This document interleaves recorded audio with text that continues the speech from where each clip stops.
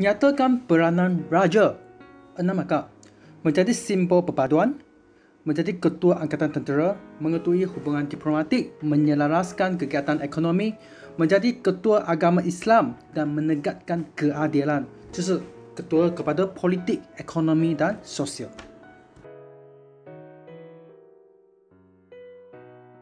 Senaraikan dua lambang kebesaran Kesultanan Melaka. Ini fang cok mohola, nobat, keris, lembing, mahkota, nobat raja. Nobat searatan muzik. Jelaskan kepentingan konsep daulat. Daulat是主权, meningkatkan kuasa raja. Rakyat perlu akui kedaulatan raja. Rakyat perlu taat setia kepada raja. Rakyat tidak boleh mendahaka raja. Kedudukan raja yang tinggi dan sebagainya. Mengapakah kita perlu bangga dengan pencapaian Kesultanan Melayu Melaka? Melaka pernah menjadi sebuah negara yang maju, terdapat pemimpin yang berwibawa, contohnya para mesyuarat, menjadi pusat perdagangan yang terkenal. Huraikan ciri-ciri hukum kanun Melaka, mengandungi 44 fasa, menyentuh hak istimewa raja, tanggungjawab raja dan pembesar, mengandungi hukum Islam, hukum terhadap kes jenayah, urusan jual beli dan undang-undang kekeluargaan. Huraikan Undang-Undang Laut Melaka, mengandungi 25 fasa, menerangkan peraturan di laut, tertib berniaga, tata cara menjual beli, tanggungjawab nakota, anak kapal, kiwi dan syah bandar. Jelaskan adat Temenggung, diamalkan di semua negeri kecuali Negeri Sembilan, diasaskan oleh Datuk Ketemenggungan, berasal dari Palembang, dibawa masuk ke Melaka. Dari Melaka, adat Temenggung disebarkan ke negeri-negeri Melayu berkait dengan sistem pemerintahan, pewarisan takhta, perkahwinan, pewarisan harta dan perundangan. Apakah kepentingan undang-undang? Menjamin kedaulatan negara, hukuman yang adil dan setimbang, rakyat taat setia raja, menyelesaikan pelbagai masalah, melahirkan masyarakat yang berdisiplin, menjamin kesejahteraan hidup, pentadbiran yang kemas dan sistematik, rakyat akan mematuhi undang-undang.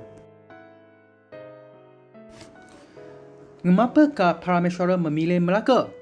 Kerana kedudukan yang strategi di laluan perdagangan antara timur dan barat, terletak di Selat Melaka, terlindung daripada tiupan angin monsun, mendapat satu kampung nelayan, bentuk muka bumi yang berbukit-bukit, benteng pertahanan.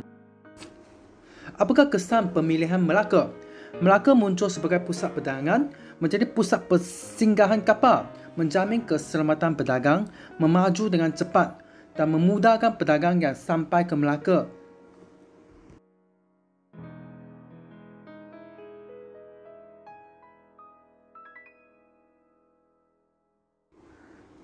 Sekiranya anda seorang pemimpin, jelaskan lokasi yang anda akan pilih. Pertama, lembah sungai, permukaan yang rata dan subur. Terdapat tanah yang subur untuk menjalankan aktiviti pertanian sesuai jadi tempatan kekal. Bagaimanakah keadaan lembah sungai membantu manusia membangunkan kerajaan? Terdapat pegangan air untuk kegunaan harian, aktiviti pertanian, contohnya menanam padi dan sayur, mendapat sumber protein, contohnya ikan dan udang, untuk angkutan dan aktiviti perdagangan. Bagaimanakah agama Islam tersebar di alam Melayu? Melalui pengislaman pemerintah, agama Islam sebagai agama rasmi, melalui perkahwinan, peranan ulama dan mubarik, perdagangan dan perluasan kuasa.